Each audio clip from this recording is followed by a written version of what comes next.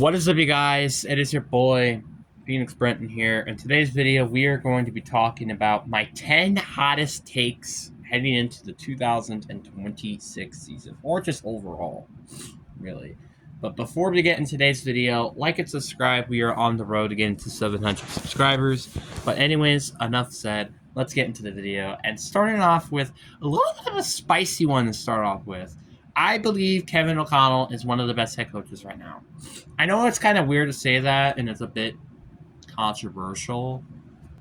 But in my opinion, I think he is legitimately one of the best head coaches in the league.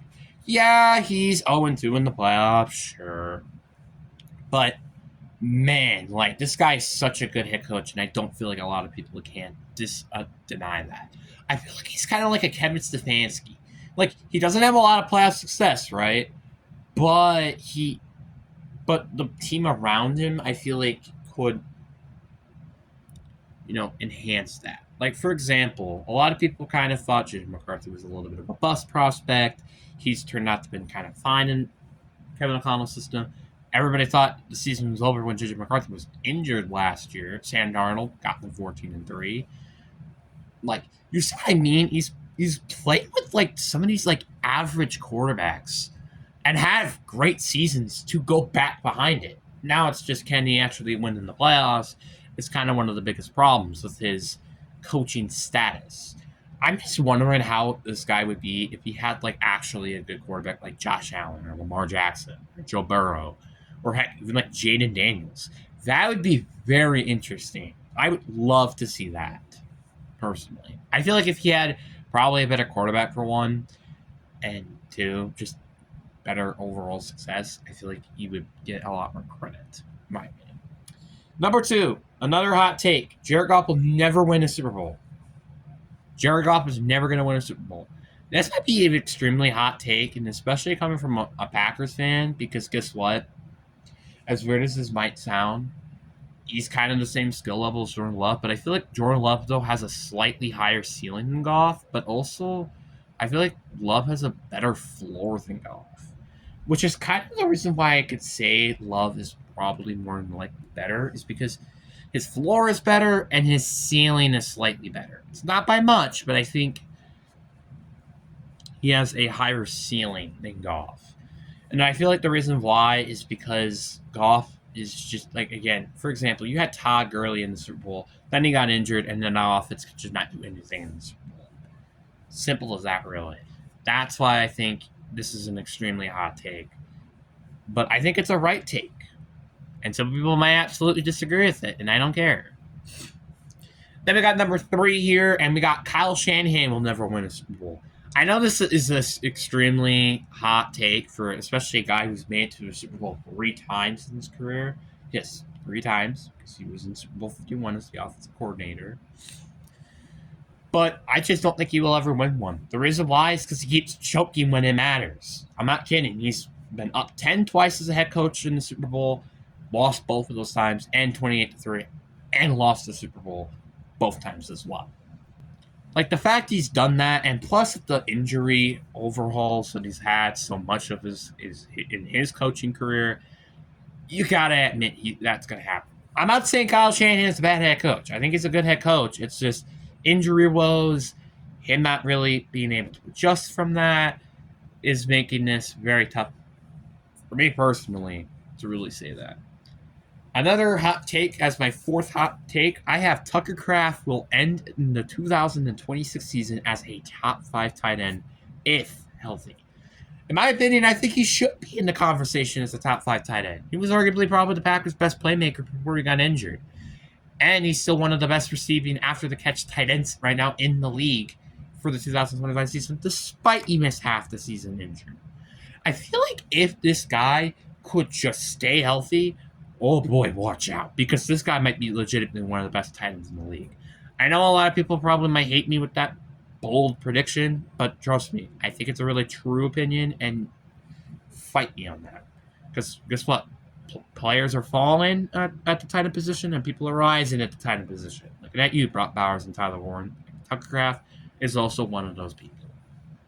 And now halfway with my hot takes. If you thought the Kyle Shanahan, Jared Goff hot takes were a little biasy enough, This might be an extremely biased hot take. Sam Darnold can win a Super Bowl. What, you think I'm joking? No, this is not an April Fool's video. I can't wait to see some comments or something like, oh, Sam Darnold sucks. He's never going to win a Super Bowl. If this season hasn't proved it to you, I don't know what will. Because Sam Darnold is a great quarterback. And yeah, he may threw more interceptions than he did this year than last year. But to be fair, he threw like 4 or 5 interceptions all in one game. So it would have been significantly less if you just didn't include that game in general. So you do got to think about that as well. Sam Darnold is a quarterback who can win games. And I think he's a good enough quarterback to win you a Super Bowl. Now it's just, can you have the right weapons around him? Have a great defense? I think this guy can legitimately win Super Bowls. It's just the problem is can you have a good enough roster around him to actually do that? Looking at you, specifically the bummy New York Jets. Then we have the 6th hot take, and I think this might be potentially one of the coldest takes I have here. And it's that the Giants for the 2026 season will finish above 500 or around 500. Now, why would I say this exactly? Well, first of all, they're going to have Malik Nabers back, which Jackson Dart did not have his entire rookie season. They had John Harbaugh as head coach, who I think is a good head coach. Fight me on that. And they have some good defensive financial building blocks, like Kayvon Thibodeau, maybe. Abdul Carter, Brian Burns, Javon Holland, Boston Odebo, Dexter Lawrence. They actually have some good pieces on that team. It's just a matter of can they put it all together and make it into the playoffs. With the Commanders being right now a question mark, Dallas being mediocre, and Philly being frauds as the NFC East champions, they could have a potential chance of winning the division and maybe even potentially winning the playoff game. I would not be surprised if this team makes a little bit of a bigger jump than a lot of people may expect in the 2026 season. And now my 7th hot take, and this is a really, really good one in my opinion. It's the Browns made a mistake firing Kevin Stefanski. I know some people are going to be very heated with this prediction, but I think this is a legitimate good example. Because Kevin Stefanski, although maybe not have, again, the greatest playoff success, don't you forget, this is a guy who had Joe Flacco, Deshaun Watson, and DTR at quarterbacks, and went 11-6 and made it to the playoffs. All those quarterbacks, they're not good. Spoiler alert. This guy is a good enough of a head coach, and you can fight me on that. I think he's better than a lot of head coaches right now who still have jobs. And that's why he got hired as an Atlanta Falcons head coach. Because it was a mistake for Cleveland to fire him. Because I think he's a very good head coach who's just in a sucky situation. Could be even the same case with Brian Daboll, potentially. Fight me on this. Then we have the 8th case, and talking about the opposite. Todd Bowles should have been fired, and he's one of the worst head coaches right now in the league. Simple as that.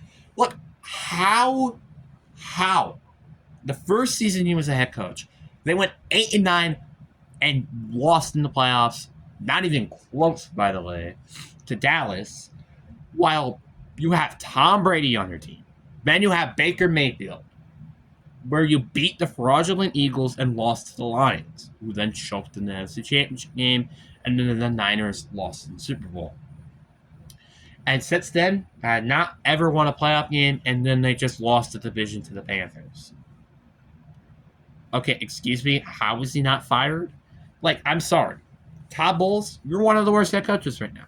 I would rather have Zach Taylor, and I do believe Zach Taylor should be fired. That is saying something. The fact I would rather have Zach Taylor and he should have been fired already is not a good sign. It's not. Heck, for crying out loud, I'd probably rather have Joe Brady over you, and he's an offensive coordinator. So fight me on that. Fight. Then I have a 9th hot take, and I said this a lot when they drafted him back in last year. Travis Hunter is not worth 2 first-round draft picks. I do believe Cleveland swept this deal. The fact you got Mason Graham and you got another first-round pick next year, which is going to be in the early to mid-20s, is a very good pick. It's a very good job for Cleveland. Because I just don't think Travis Hunter's worth it. I just don't think so. You can have him play both offense and defense, but it's not worth 2 first-round freaking picks, bud. It's just not worth it. In my opinion, I don't think so. It's one player. I would rather have 5 other solid players than Travis Hunter. Simple as that. Then my last hottest take I have, and this might be a very hot one as well. Trey Lance could be a good starting quarterback. Fight me on that. We have not seen Trey Lance have a legitimate opportunity to start as a quarterback. Okay? He's only had, I think, 2 to 3 starts in his career. And the only reason why he's not probably a starter right now is because Brock Purdy exists. That is it. He would be a starting quarterback for the 49ers right now and maybe potentially win a Super Bowl if Trey Lance was still their quarterback.